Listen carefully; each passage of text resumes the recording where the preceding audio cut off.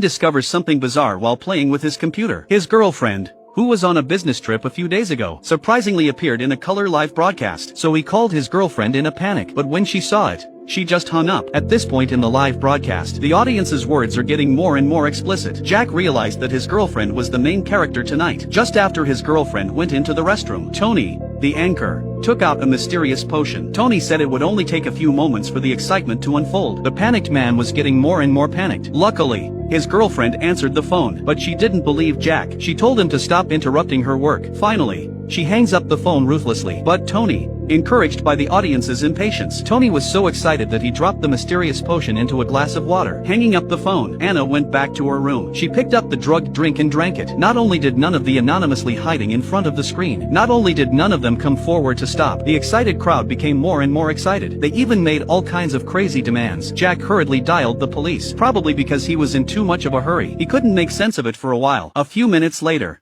the drug started to take effect. Anna fainted, looking at Anna sleeping on the couch, and the comments section was completely blown up. People were looking forward to what was going to happen next. Tony started laughing like a maniac, and it made me feel sick, even for a pervert. And then, Tony said, the next show is a paid program. If you don't top up 30, you'll be kicked out of the studio, and the link is one time. If you exit and re-enter, you have to pay again. The person who pays the most during the period can make extra demands. Then Tony pulled Anna's arm, and the crowd started to move. In order to save the evidence, Jack rushed to top up his small balance. At this point, the audience wanted something more exciting, so Tony picked up the woman's cell phone and dialed his boyfriend's number. When he got on the line, he was yelled at by Jack. Tony was a little confused. Then he hung up. But then the rich guy started to reward him with gifts. He asked Tony to call him back. This time, Tony pretended to be a passerby who found the phone, and Jack tried to get the address out of him. Then someone on the screen said that this was Anna's real boyfriend. Then they showed a picture of them together, looking at their intimate photos. Tony's mind came up with a bold idea. Then he offered a price. He wanted Jack to buy his girlfriend back, or else he would sell her to the highest bidder on the air. Hearing Tony's words, the room exploded. Then Tony approached Anna and started the show that the fans were waiting for.